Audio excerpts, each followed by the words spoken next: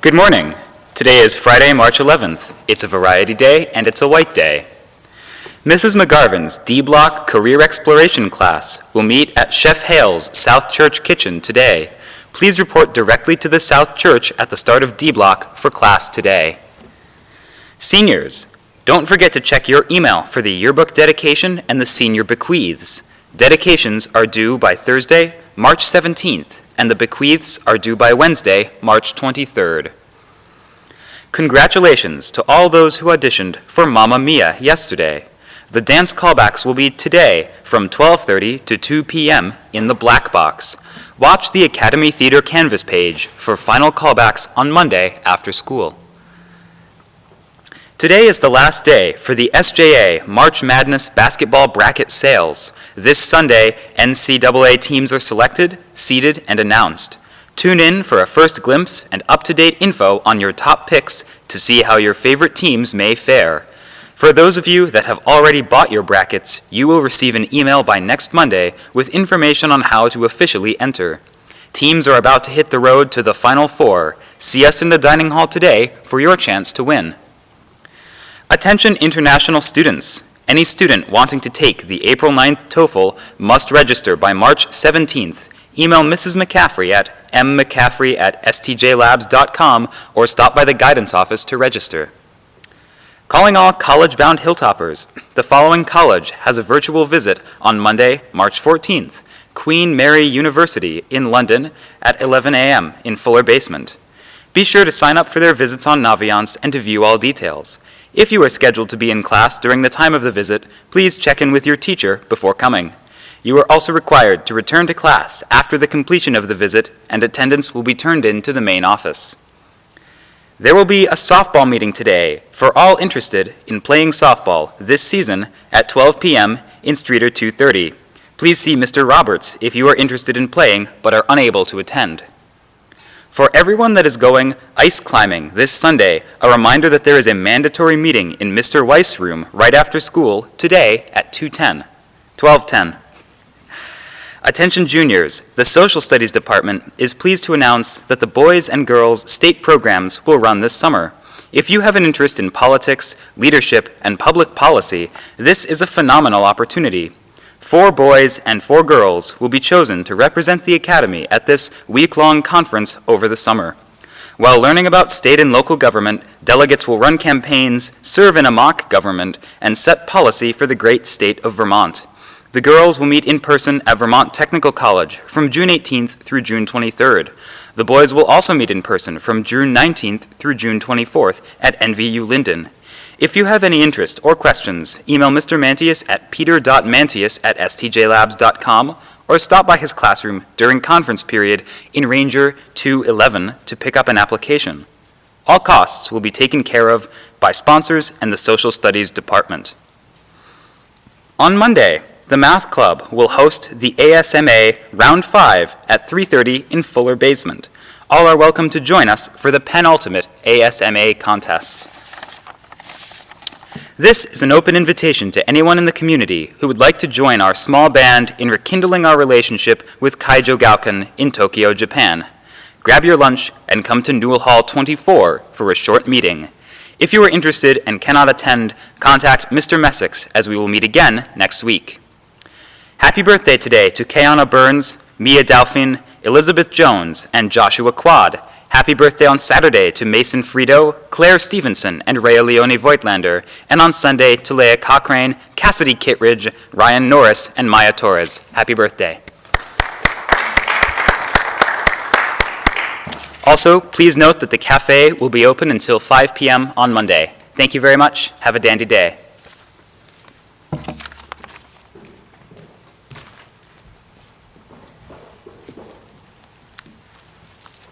Thank you, Nathan. Good morning, St. Johnsbury Academy. Happy Friday to you all.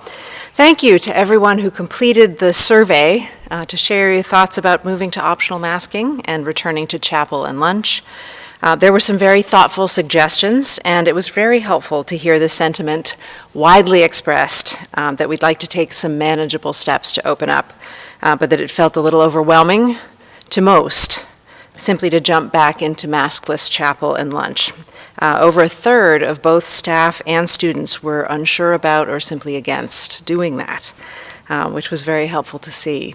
So we've carefully deliberated, and your feedback has driven some of our plans for the coming weeks.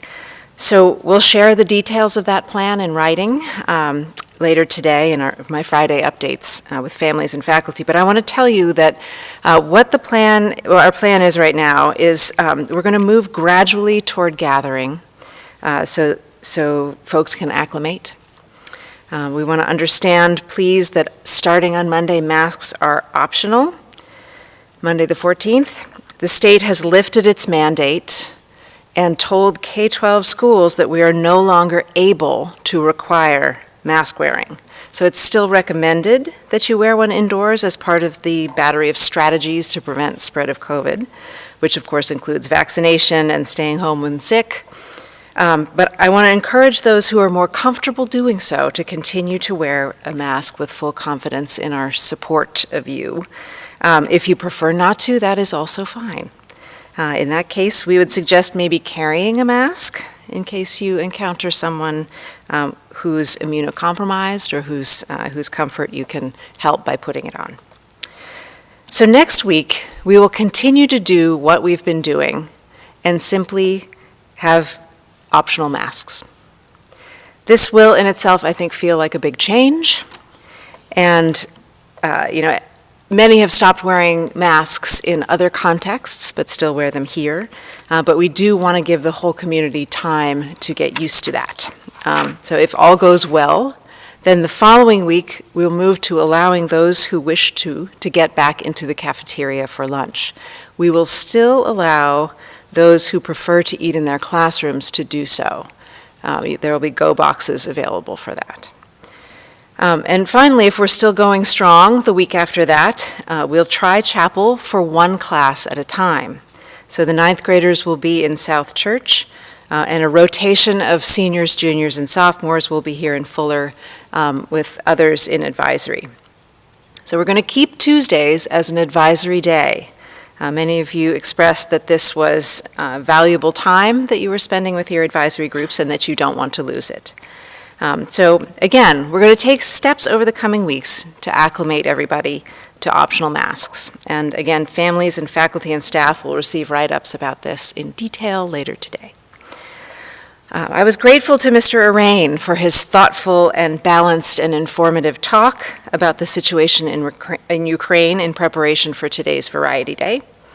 We'll be donating the proceeds from today's Variety Day to Save the Children, which is one of the largest and most effective organizations functioning in Ukraine right now. It's a group whose mission is to help young people who are affected by crises and conflict with medical and other supplies. So thank you, everyone who's contributed to the Variety Day.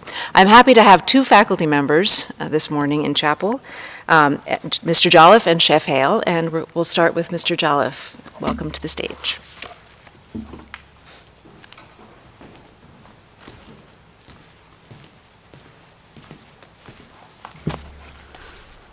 Good morning, everyone. I've been blessed to have taught some truly special people over the past 25 years, and I'm fortunate to have the opportunity to witness their growth outside and beyond the academy. I've been thinking about one graduate in particular recently. Her name is Lara, and she's a member of the class of 2016. I taught Lara during her junior and senior year, and over that 2-year period, we bonded over spirited jokes and a love of big ideas and art and literature. I called her Larry from day one, feigning deafness and claiming I heard her say Larry as we were introducing ourselves on the first day of her junior year. She, from that point, only referred to me as Jollif, always articulated in an imperious tone. My favorite story of Lara occurred during an Easter vacation at Jay Peak. Lara had agreed to babysit our children for the weekend. My wife and I went out to dinner, leaving Lara with our children and 24 eggs to color for Easter morning. When my wife and I returned that evening, the eggs had been dyed, and each were decorated in that special way that only a 6, 10, and 12-year-old can decorate. Lara helped us hide the eggs, and my wife and I quickly fell asleep so we could wake up to attend a sunrise service at the top of Jay Peak. Trust me, the story's going somewhere. We woke the kids at 4, and the frenzy of finding jelly beans and eggs hidden throughout the condo commenced. Once the frenzy ended, and we realized we were late to catch the tram to the top of the mountain, we decided to be practical and eat the Easter eggs for breakfast. Imagine for a second that mad rush out the door when you're on the run, eating on the go, that attempt to shovel food into your mouth so that you can make it to school or to an appointment on time. I tapped my egg on the trim of the condo's door to crack it, only to experience egg yolk exploding on my shirt, my pants, and my shoes. I heard a commotion from down the hall, and my wife appeared with yolk on her hands and on her pants. The kids, sitting around the kitchen table, played with pools of yolk as if finger painting.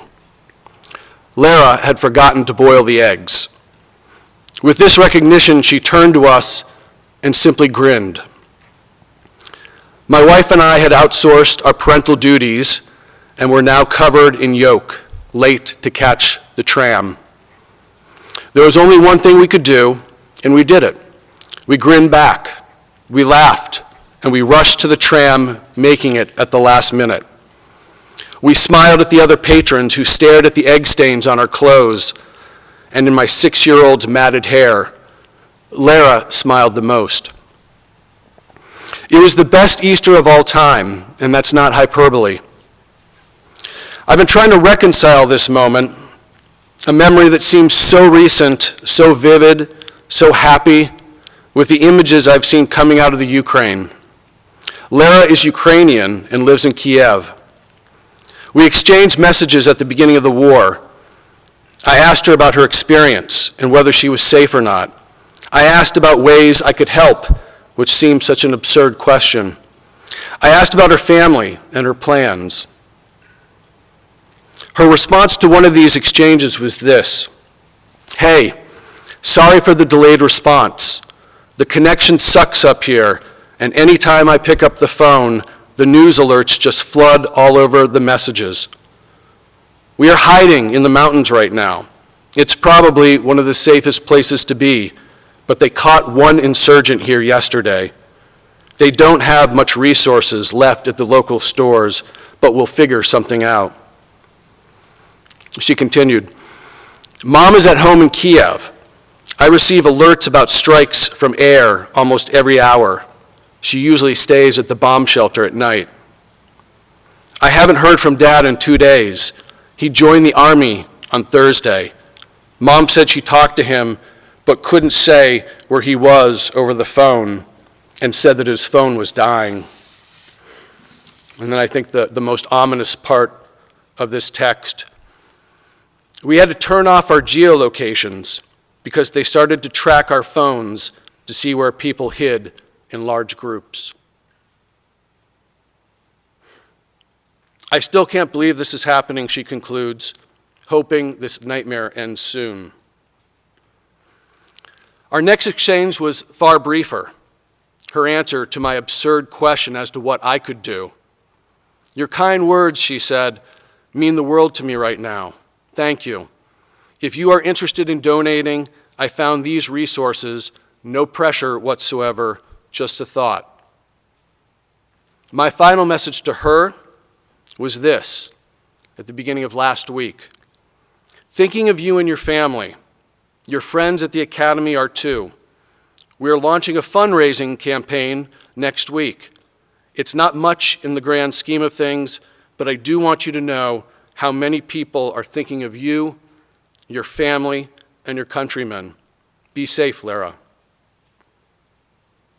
As of last night, as I thought about what I wanted to say this morning, she had not replied. Whether you plan to give today to support Ukraine and the Ukrainian people or not, please at least think of your fellow Hilltopper, Lara Adamovich, class of 2016. She is one of us, and we are all part of the same oneness, a force that connects all of us. You are only a single degree of separation from Lara and the war. Reflect on the gift that we have been given each day to spend our days at this place with these people, with the freedom that offers each of you an abundance of opportunities. We can't take that for granted. This morning, that interconnectivity, that openness, that oneness revealed itself to me once again. An hour ago, literally, Lara reached out to me to let me know that she was okay. Thanks, and keep Lara in your thoughts, and pray, if you do so, for her and her safety. Thank you.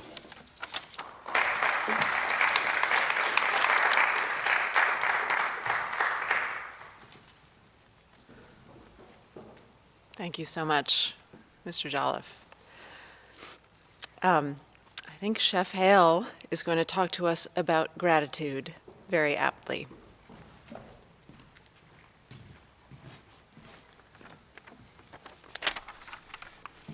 In the context that Mr. Jollif just laid out, this is a much smaller piece, but I think that there's a lot of import to this. I started cooking as a kid, helping my mom get dinner on the table. In college, I cooked for my housemates. Creating something with my hands and using all my senses was satisfying, as was the instant feedback from friends eating the meal. As I grew in the culinary world, the pressures mounted and the simple joys of cooking were overwhelmed with numbers, meetings, and the other challenges of professional leadership. I found myself focusing on building my kitchen crew more than developing new dishes. I learned that my team had to come first, and great food would follow. I stepped out of this intense world to teach, first on a college level and then here at St. Johnsbury Academy. This was more than just great food and teaching specific techniques. This was about impacting students' lives. 18 years ago, I started coaching, and once again, my perspective shifted. The impact was different, but just as meaningful. Much like building my kitchen crew, I learned that putting players in the right positions and having them embrace their roles made for a much better team, win or lose. My father hated sports. He wasn't an athlete, he was a man of letters. He couldn't understand the deep passion I held for my Boston teams, why I cried when Yaz made the last out in the '75 World Series. Honestly, at that time, I didn't understand it myself. Once I started coaching, these feelings crystallized. I love the collective joys when people rally to a team or a cause. I welcome the shared support after a tough loss in sports, in our lives, and in our community. Even though I was never more than a role player, I was fortunate to play on great teams, something that can be defined by so much more than results. The greatest outcome for any coach is when a group of young people feels something bigger than themselves, something that lifts them to a place they never knew existed. As we returned to school in August, the fog of COVID was still thick, but there were signs of clearing. Friday night lights with all our teams became events not to be missed. Walking around during Winter Carnival, the campus was filled with the sounds of goofy kids yelling and laughing and shaking off the darkness of isolation. Later that day, a basketball game. A full gym with our student section at their very best. Emotions waxing and waning along with the scoreboard. Then it happened. Anyone who was at the gym that Friday night, a rush of overwhelming joy was shared by hundreds of people. If you were at Patrick Gymnasium on Sunday, you felt the heartache of a season ended short of our ultimate tangible goal. Your being there was a tremendous support for a group of young men who achieved something far beyond their own expectations. I touched on this in the locker room after Sunday's loss, and John Lovett, my brother in enthusiasm, sent a wonderful note to the coaches with the same theme. This basketball team brought joy and hope during unsettled times. The academy community felt it, the local area felt it. Coach Davis and I asked too much of these boys. The team worked and sacrificed, the intensity serving as a rallying point. A group of young men bonded as a true family. When the horn sounded last Friday night in our gymnasium, the wave of emotion poured in. It was overwhelming but pure. It was a flash, bright, intense, real, yet fleeting. As spring begins to rouse itself, there are new signs of hope and joy, with announcements about the fashion show and the spring musical, just to name a couple. There will be concerts and spring sports. I encourage everyone to tap into the incredible efforts of our community and rebuild our collective energy. Attend every event you can. Jump and shout with joy and pull participants through the tough times. Be there knowing that you have an impact in building something larger. And man, if that intense moment comes again, relish every second of it. Crave it for yourself, crave it for our school, and do everything you can to make it happen. To the team,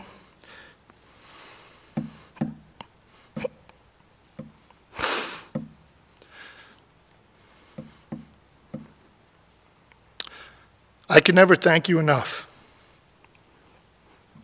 for giving me that feeling. And one last time, boys, that's what I'm talking about. Thank you.